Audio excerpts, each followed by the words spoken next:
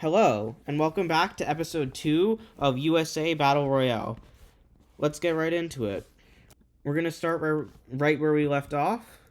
This time, Illinois will once again be doing something. This is the third action Illinois has taken.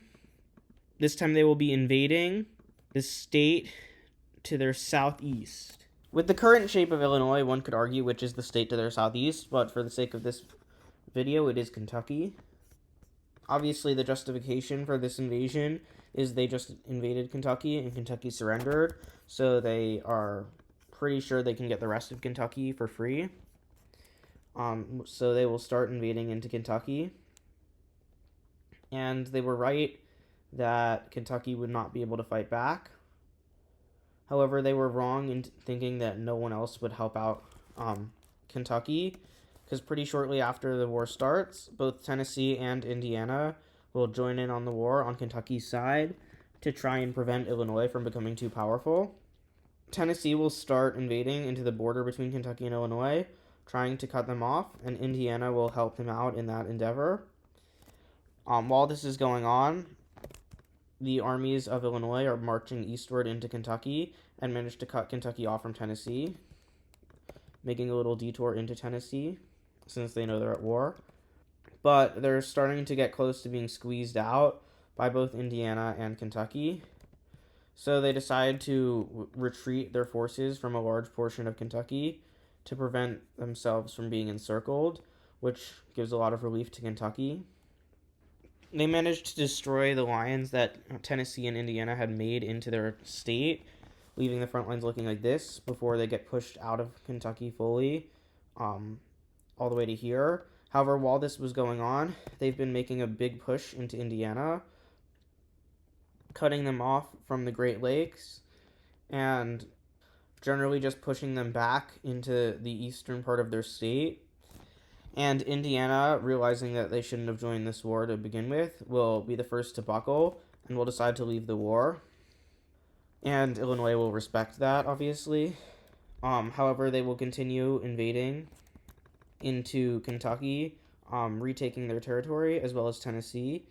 And at this point, Tennessee realizes that it's probably not worth the war effort at this point, and decides to withdraw in exchange for Illinois withdrawing from all of their land. And so once again, the war is just against Kentucky, and once again, history repeats itself as Ohio decides to join in on the war. But this time I'm coloring them in magenta instead of red, because they are not on the side of Illinois, and as soon as they join, Illinois tells them basically, like, Kentucky is my territory, so you'd better not interfere with my territory. Literally all of Kentucky is owned by me. If you don't like that, then you're going to have to go to war with Illinois, which I know you don't want to do.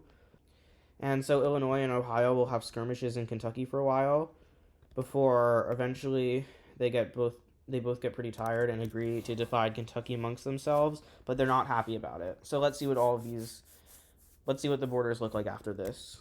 And this is what the new borders of Illinois, Ohio, and Indiana look like. Kentucky has fully been divided up.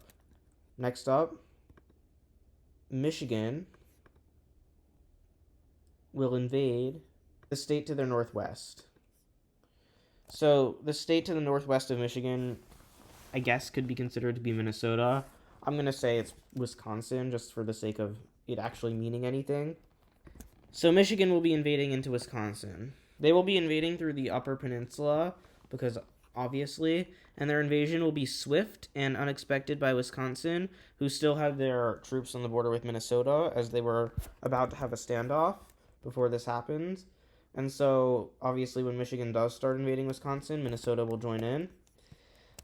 And Michigan allows them to, because they know it'll make it easier to defeat Wisconsin. Wisconsin realizes there is absolutely no way they're winning this war, so they try and get the neighboring states on their side. Illinois refuses to join in, but Iowa does not, realizing that they don't want to border a powerful Minnesota and Michigan. So they will start invading into Minnesota and helping Wisconsin to liberate the western parts of their state. And at this point, Wisconsin actually agrees to surrender to both powers so long as they keep most of their land. And because both invading powers are starting to lose some of the territory they weren't occupying as well, they both agree to this as long as they get to decide the terms of the peace treaty. So let's see what it'll end up looking like. So this is what the states look like afterwards. Iowa didn't lose or gain anything from this conflict, but they're still happy because they border a weaker Wisconsin, which was better than bordering a stronger Minnesota. So they're still happy. Following this, Wisconsin will actually be still in the action, and they will be making an alliance with Idaho. So both Wisconsin and Idaho have been basically bullied by their larger neighbors, and so they will create a formal alliance and say that any state who doesn't want the smaller states to be invaded by larger states should join this alliance. And they will actually get a few other states to join their alliance, namely South Dakota and Indiana, both of whom have lost territory due to invasions. And so now there's an alliance between all of the states who are small already and have gotten shrunk even more by their larger neighbors. New Mexico will also join the alliance for the same reasons. Next up, South Dakota will be invading Northwest. So the state to the northwest of South Dakota, I would say, is North Dakota. And so what's actually happening in this war is South Dakota wants to get revenge on North Dakota, and with their new alliance of states that don't border them and have basically no way to actually access them and supply them, they feel confident enough that they can invade North Dakota, and so that is exactly what they will start doing. So they will send their troops into North Dakota, and they are getting a lot of aid from their allies, especially Idaho and Wisconsin, who are their closest allies, which allows them to fund their war into North Dakota. And North Dakota begs for literally any of their neighboring states, or just any state that neighbors South Dakota, to help them. But the thing is, no one really cares about North Dakota, and they're starting to regret having taken land from their southern neighbor. And after South Dakota's troops start to get into actual territory that's always been part of North Dakota, they basically beg South Dakota to give them peace. But South Dakota refuses, and North Dakota uses this as a reason for more people to join the war because they say South Dakota is being kind of silly. And so another state will actually join the war, and that state will be Montana.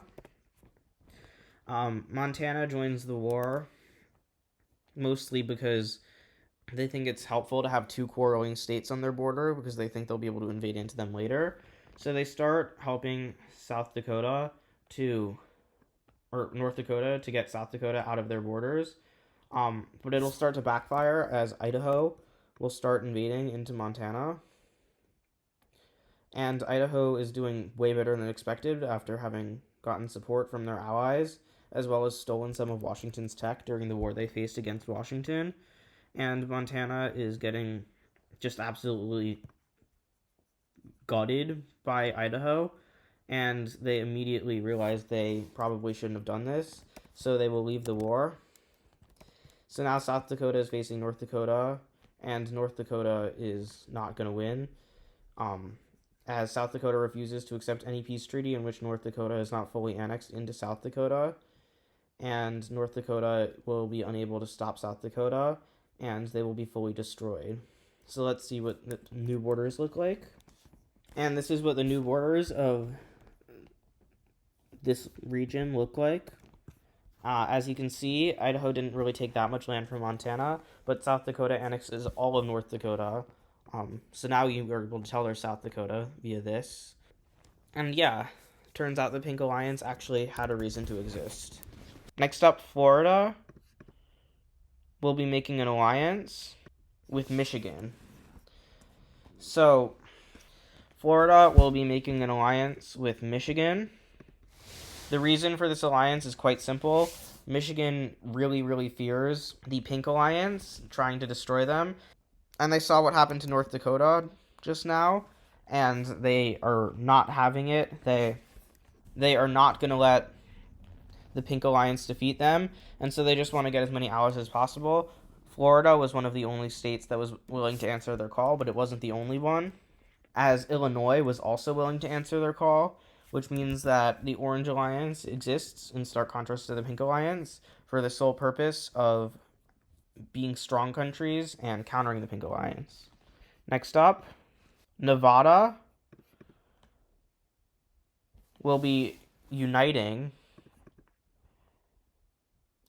with the state to their northeast. The state to the northeast of Nevada is going to be Idaho. So Nevada and Idaho will end up uniting. And the way we will show that is by, in the abbreviations layer, having both of their abbreviations on top of each other. But obviously Nevada is grandfathered into the Pink Alliance via Idaho having been in the Pink Alliance, which is neat. Next up, Connecticut will be invading to their west. So Connecticut will be attempting to invade into New York. Unfortunately, I don't think this will be going very well for Connecticut.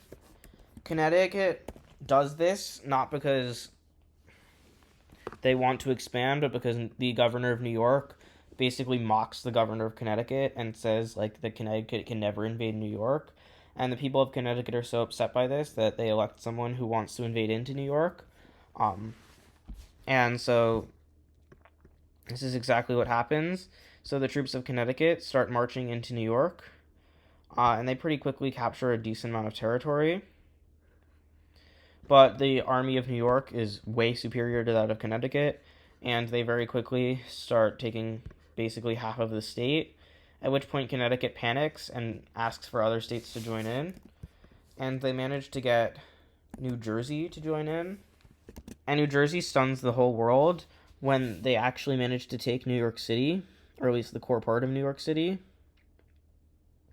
which is roughly there, within only a few hours. And that's because New York wasn't defending their most important city. And there's a reason for that, which is that most of their army is in Connecticut, and what's left is preventing New Jersey from invading up here, where they could take more territory more quickly. The thing is that New Jersey is spending so many resources to occupy New York that when New York actually gets troops from Long Island to invade into this city, they're able to liberate it quite easily. And now New Jersey has wasted almost all of their resources and panics to leave the war, having not invaded into New York at all. And this distraction has prevented other states from joining in on Connecticut's side, which allows for New York to take most of Connecticut before Connecticut agrees to surrender to New York. However, I don't think that'll matter. Let's see what it looks like afterwards. So we have our second full annexation with New York annexing Connecticut. Next up, Ohio will be uniting with the state to their east. The state to the east of Ohio could either be Pennsylvania or West Virginia, but it makes much more sense for them to unite with West Virginia, which is exactly what they will do. And Ohio will be uniting with West Virginia in not the best of ways. They basically send West Virginia an ultimatum saying unite with us or else, and West Virginia will accept it. However, it does mean that West Virginia is technically an equal part of this union, if not by law, then at least by name, as it's now the Ohio and West Virginian Union. Although realistically, politically, Ohio holds a lot more of the power, but West Virginia does have a part in the union. But if this union wins, it does count as a win for West Virginia, so if you're from West Virginia, don't worry. This isn't a full annexation. It's more complicated than that. Texas will finally be making a move, invading to the east. That means they will be invading into Louisiana. And this might be one of the shortest invasions in history, as Louisiana fails to get any other states to support them, as they're all too afraid of Texas. And Texas will march their way right into Louisiana. They threaten Mississippi and Arkansas, saying if you join in on this invasion of Louisiana, you will be next. So neither state joins in or helps out Louisiana. And Louisiana is therefore basically screwed, as Texas takes all of their important territories, and Louisiana surrenders before the whole state is taken. But that doesn't stop Texas from annexing all of Louisiana. It just makes it easier for Texas to do so, and also stops Texas from burning down more of Louisiana, which is good for Louisianans, but not good for the state because well, the state is gone. For the final event of this video, Utah will be invading East. So basically what happens is that the Pink Alliance wants to get rid of Colorado once and for all. So they pay Utah to join the alliance temporarily and begin the invasion into Colorado. And this invasion will go pretty well at first until it doesn't, and Colorado is able to help out pretty well against Utah. And basically Utah just gets destroyed by Colorado. Their armies were not prepared.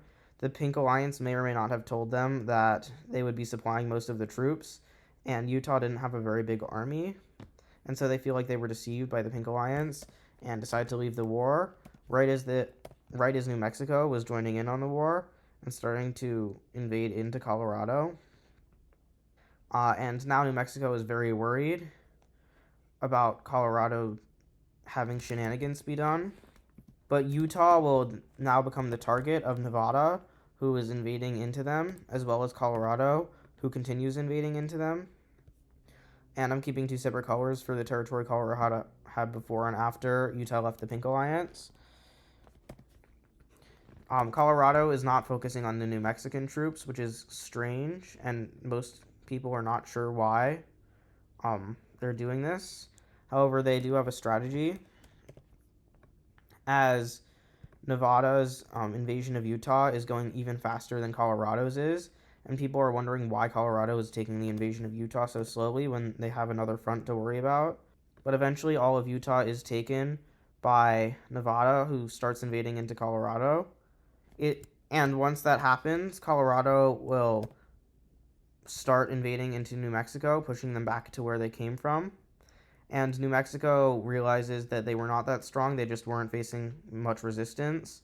And within a few weeks, most of the important parts of New Mexico are taken, and New Mexico will end up surrendering. Colorado is now fighting against Nevada, Idaho, and Colorado is doing a bit better, but they don't really want to keep fighting, so they'll end up signing a truce.